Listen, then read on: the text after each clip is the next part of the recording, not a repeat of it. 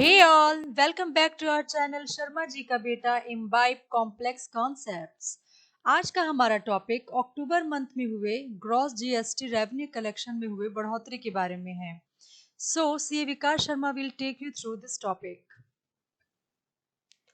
Friends, जो data finance ministry ने Sunday को इशू किया है उसके हिसाब से अक्टूबर में ग्रॉस जीएसटी रेवेन्यू कलेक्शन बढ़कर लगभग 1.05 लाख करोड़ हो गई है। आज का हमारा टॉपिक इसी के बारे में है।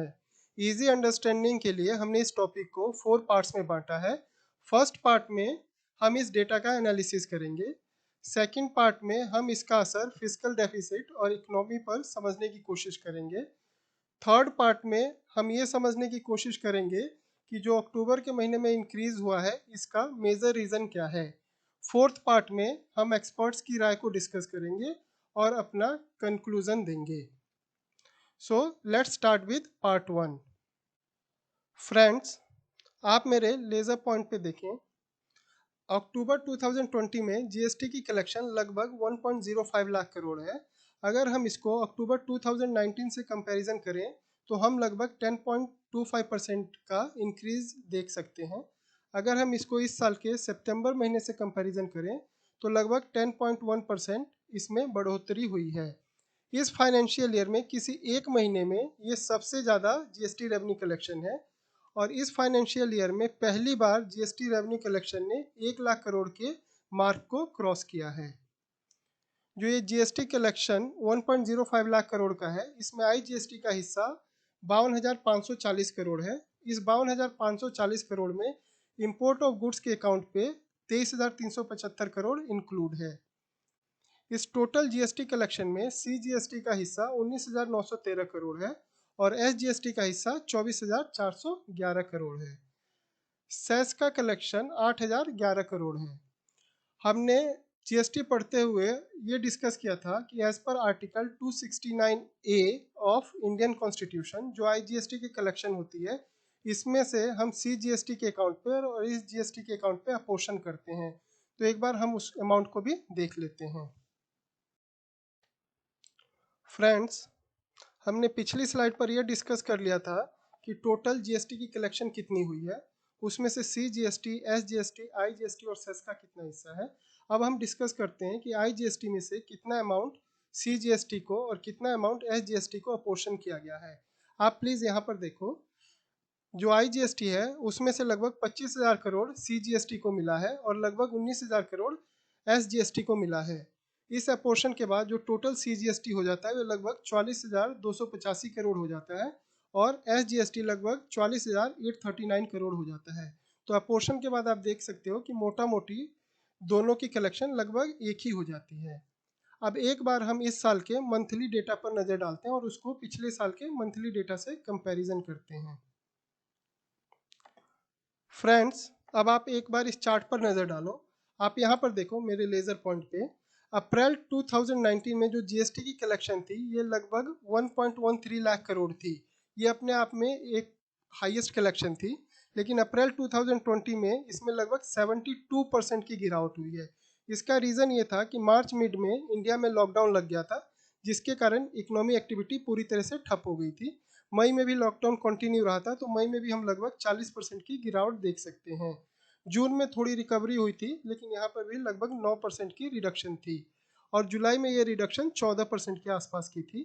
लेकिन अगस्त में ये घट के 12% रह गई और सितंबर में जो कलेक्शन है वो पिछले साल सितंबर की कलेक्शन से लगभग 4% बढ़ गई और अक्टूबर में यहाँ पे लगभग 10.25% की इंक्रीज है। अब हम एक बार स्टेट वाइज फिगर्स पर भी नज़र डालते हैं और ये समझते हैं कि किस स्टेट में कितनी ग्रोथ हुई है। अब आप यहाँ पर देखो, जो गुजरात है, हरियाणा है, तमिलनाडु है, महाराष्ट्र है, राजस्थान है, ये टॉप ग्रोथ वाले स्टेट हैं। परसेंटेज पे आप मत नज़र डालो, आप यहाँ पे ग्रोथ अमाउंट पे नज़र डालो। आप देख सकते हो गुजरात में लगभग 900 करोड़ की ग्रोथ हुई है, हरियाणा में लगभग 855 करोड़ की और तमिलनाडु में लगभग 792 करोड़ की ग्रोथ हुई है। आप एक बार इस फिगर पर नजर डालो, अरुणाचल प्रदेश, यहाँ पे अगर आप परसेंटेज टर्म में देखो तो 138% की ग्रोथ हुई है। लेकिन एक्चुअली यहाँ पे परसेंटेज टर्म में देखना मेरे हिसाब से गैर जरूरी है, क्योंकि यहाँ की जो जीएसटी कलेक्शन है उसकी अमाउंट ही बहुत छोटी है। तो यहाँ पे जो है 41 करोड़ से 98 करोड़ की कलेक्शन हुई है, तो लगभग 57,000 करोड़ की 57 करोड़ की इंक्रीज है। तो परसेंटेज टर्म में इसको देखना कोई मतलब नहीं बनता है, क्योंकि एक तो ये स्टेट बहुत छोटा है और वहाँ पे जो जीएसटी रेवेन्यू की कलेक्शन है वो अपने आप में बहुत छोटी होती है। हमको यहाँ पर देखना है, तो आप इस चार्ट को, वीडियो को पॉज करके देख सकते हो अगर आपको स्टेट वाइज एनालिसिस करना है तो।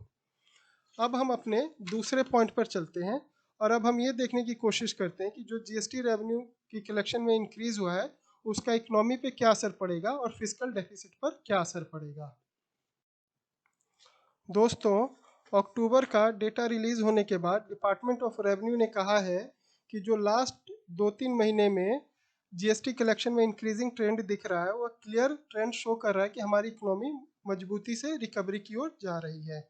इसको अभी हम डिटेल में डिस्कस करेंगे कि क्या एक्चुअल में इकोनॉमी रिकवरी की तरफ जा रही है या यहाँ पे कुछ और इश्यूज हैं। उससे पहले मैं आपसे एक पॉइंट डिस्कस करना चाहता हूँ। अगर आपको ध्यान हो या आपने सुना हो तो पिछले 2-3 महीनों में कुछ स्टेट और सेंटर में प्रॉब्लम चल रही है जीएसटी कंपनसेशन को लेकर। 2017 में जब जीएसटी लाने की बात हो रही थी तो उससे पहले सेंटर ने सारे स्टेट को एश्योर किया था कि सेंट्रल गवर्नमेंट स्टेट को 14% मिनिमम प्रोटेक्शन देगा। 14% मिनिमम प्रोटेक्शन का है कि जो बेस ईयर जीएसटी के लिए है, जीएसटी के लिए बेस ईयर हम 2015-16 को मानते हैं, तो जो बेस ईयर जीएसटी का है उस पर हर साल लगभग 14% से कंपाउंड ग्रोथ को ऐड किया जाएगा और जो एक्चुअल और इस एस्टिमेटेड जीएसटी का डिफरेंस होगा उस शॉर्टफॉल को सेंट्रल स्टेट्स को देगी।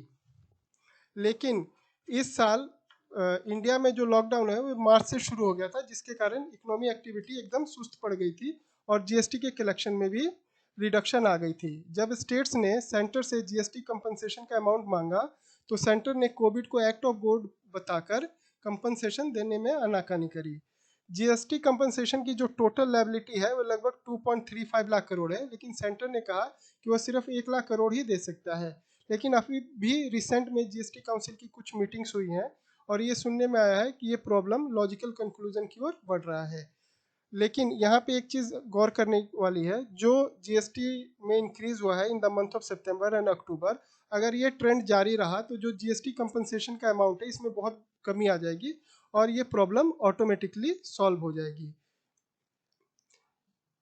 फर्दर एक्सपर्ट्स ने कहा है कि जीएसटी रेवेन्यू नवंबर में भी बढ़ने की उम्मीद है, लेकिन यह देखने की ज़रूरत है कि अब ट्रेंड फेस्टिव सीजन से आगे रहेगा या नहीं रहेगा। अभी आपको पता है ना कि दिवाली, दशहरा ये सब सीजन है, इसके कारण लोग अधिक खरीदारी कर रहे हैं और अधिक स्पेंडिंग कर रहे हैं, इसके कारण जीएसटी का कलेक्शन बढ़ रहा है।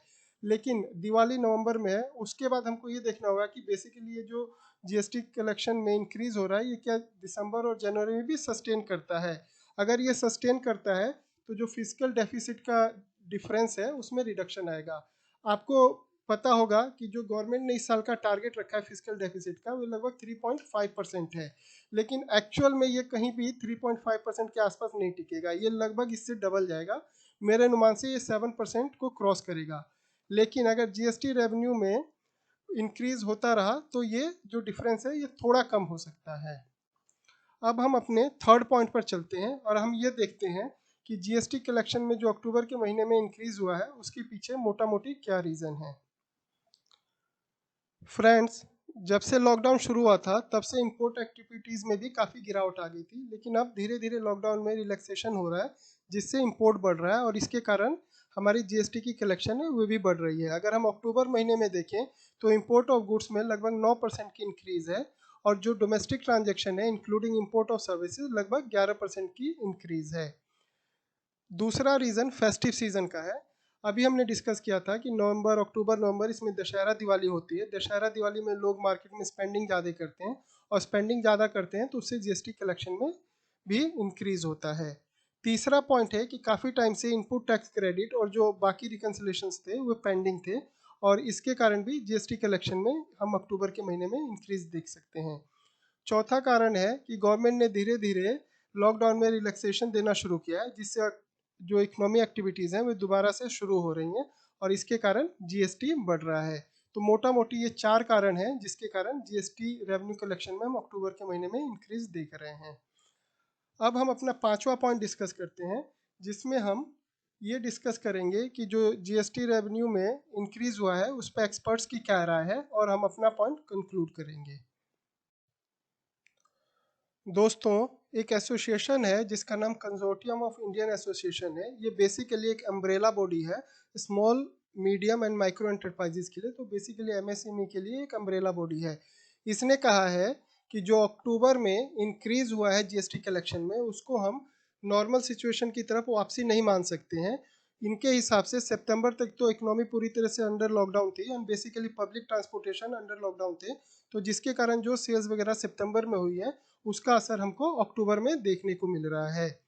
दूसरे एक्सपर्ट्स, एक एडिटर हैं टाइम्स ऑफ इंडिया में, उन्होंने कहा है कि जो सेल्स अप्रैल मई या जून जुलाई में होनी थी जिसके लिए ऑलरेडी बात हो चुकी थी, बट क्योंकि पब्लिक ट्रांसपोर्टेशन बंद था तो इनकी सबकी invoices in the month of October हुई है, तो जिसके कारण अक्टूबर में जीएसटी की कलेक्शन इतनी दिख रही है। और इनके हिसाब से जो ये जीएसटी की कलेक्शन है इसमें एक large portion input tax credit का है जिसको गवर्नमेंट ने विदहेल्ड कर रखा है। अब हम अपना कंक्लूजन करते हैं कि जो हमने पूरा डिस्कशन किया उससे हम क्या कंक्लूड कर पा रहे हैं। सो बेसिकली हम ये कंक्लूड कर पा रहे हैं कि जो अक्टूबर के महीने में इंक्रीज दिख रहा है हमको जीएसटी कलेक्शन में, इसके तीन रीज़न है। पहला रीज़न तो फेस्टिव सीज़न है, जो हमने भी डिस्कस किया कि अक्टूबर और नवंबर में दशहरा दिवाली होता है तो लोग स्पेंडिंग ज़्यादा करते हैं, इसके कारण जीएसटी की कलेक्शन बढ़ी है। दूसरा जो रीज़न है, जो गवर्नमेंट है सेंट्रल गवर्नमेंट, वो बेसिकली इनडायरेक्ट और डायरेक्ट स्पेंडिंग पे बहुत ज़्यादा पैसा खर्च कर रही है। अभी आपने सुना होगा कि गवर्नमेंट ने गवर्नमेंट एम्प्लॉयज़ को एलटीए कैश में देने की बात करी है, ये भी एक उसी की तरफ कोशिश है। आरबीआई और गवर्नमेंट बेसिकली चाहते हैं कि आम आदमी के हाथ में पैसा ज़्यादा रहे जिससे ज़्यादा स्पेंडिंग हो, और जितनी ज़्यादा स्पेंडिंग होगी उतनी तेज़ी से इकोनॉमी रिकवर करेगी। तीसरा पॉइंट है रेजोनेंस ऑफ इकोनॉमी। जो रेजोनेंस ऑफ इकोनॉमी है इसका मतलब है कि जो भारतीय इकोनॉमी है, जो इंडियन इकोनॉमी है, वो धीरे धीरे मजबूती की तरफ जा रही है और रिकवरी के लक्षण दिखा रही है। लेकिन आगे क्या रास्ता है, आगे क्या हम इस पे कंक्लूड कर पा रहे हैं? तो जो मेरा कंक्लूजन है, हम मेरे कंक्लूजन के हिसाब से जो कलेक्शन अक्टूबर और सितंबर के महीने पे है उसको हम लोग क्लियर साइन नहीं मान सकते कि इकोनॉमी हमारी रिकवरी मोड पे जा रही है। हमको एक्चुअली दिसंबर और जनवरी के फिगर्स पे नज़र रखनी चाहिए। अगर दिसंबर और जनवरी में भी ये जो ग्रोथ है, ये जो अप ट्रेंड दिखा रही है जीएसटी कलेक्शन, अगर ये मेंटेन रहती है, सस्टेन रहती है, तो हम मान सकते हैं कि फाइनली जो इकोनॉमी है वो रिकवरी की तरफ जा रही है। आई होप कि आज जो हमने डिस्कस किया वो सारे पॉइंट्स आपको क्लियर हैं।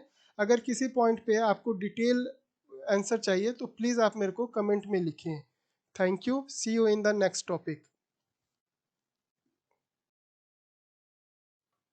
Hey guys, if you find this video informative, then don't forget to like, share and subscribe to our channel. We will be back with another interesting informative video soon. Thank you. Bye bye.